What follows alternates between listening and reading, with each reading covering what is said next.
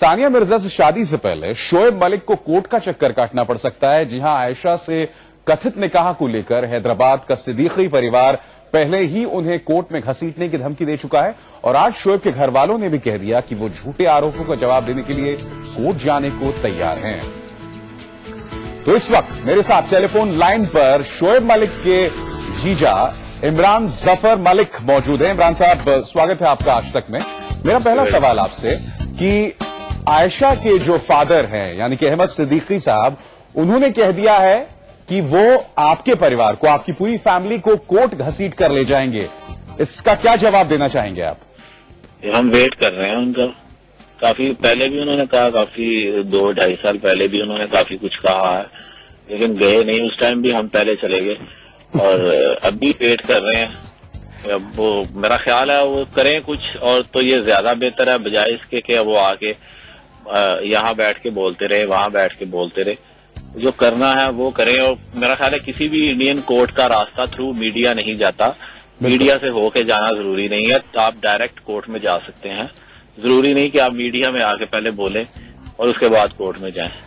इमरान साहब, जो उनका गिला शिकवा है वो इस बात पर है, उनकी जो नाराजगी वो इस बात पर है कि शोएब की शादी आयशा से हो चुकी है। अब आप बार बार ये कह रहे हैं कि सिर्फ एंगेजमेंट हुआ था, तो जाहिर सी बात है यहां पर ऐसा लग रहा है कि कोई एक पक्ष जो है, कोई एक जो साइड है वो झूठ बोल रहा है। और कम से कम हमारी इस बात के सबूत हैं हमारे पास, जिसमें शोएब मलिक साहब ये कह रहे हैं कैमरे में एक इंटरव्यू के सामने कि मेरी शादी आयशा से हो चुकी है, जो हैदराबाद की रहने वाली है। क्या कहेंगे आप? राइट, ठीक आप बोल रहे हैं।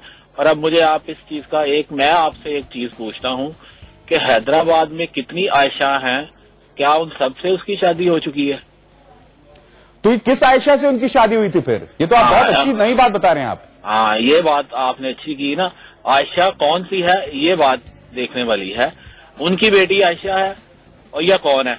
हम तो शादी करने के लिए बिल्कुल तैयार थे, सभी घर वाले तैयार थे, लेकिन वो आयशा जिसकी तस्वीरें हमें भेजी गई वो तो अब भी तैयार है। हम अब वो आप इसका सबसे बेस्ट जो है ना सोल्यूशन ये है कि वो जिस चीज को बेस बना के कह रहे हैं निकाह हुआ, टेलीफोन पे निकाह हुआ, वो इधर आ जाए, स्टूडियो में आ जाए।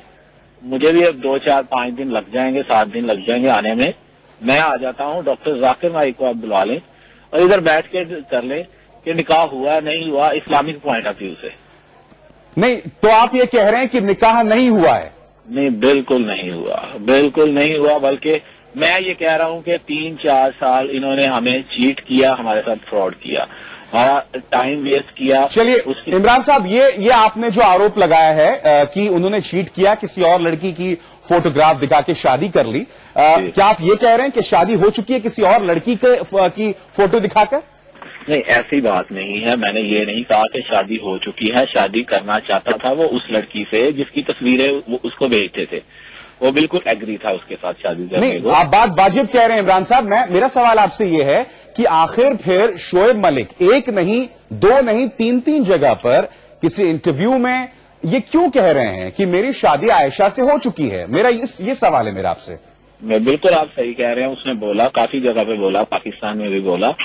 ये मैं पहले भी एक जगह पे कह चुका हूँ, इसकी काफी डिटेल में बता चुका हूँ। ये जो कुछ उसे पढ़ाया जाता था, वो 21-22 साल का लड़का था, वो यंग था, वो जो कुछ वो ट्रैप हो चुका था उस टाइम, जो कुछ उसे समझाया जाता था वो पूरी प्लानिंग की गई।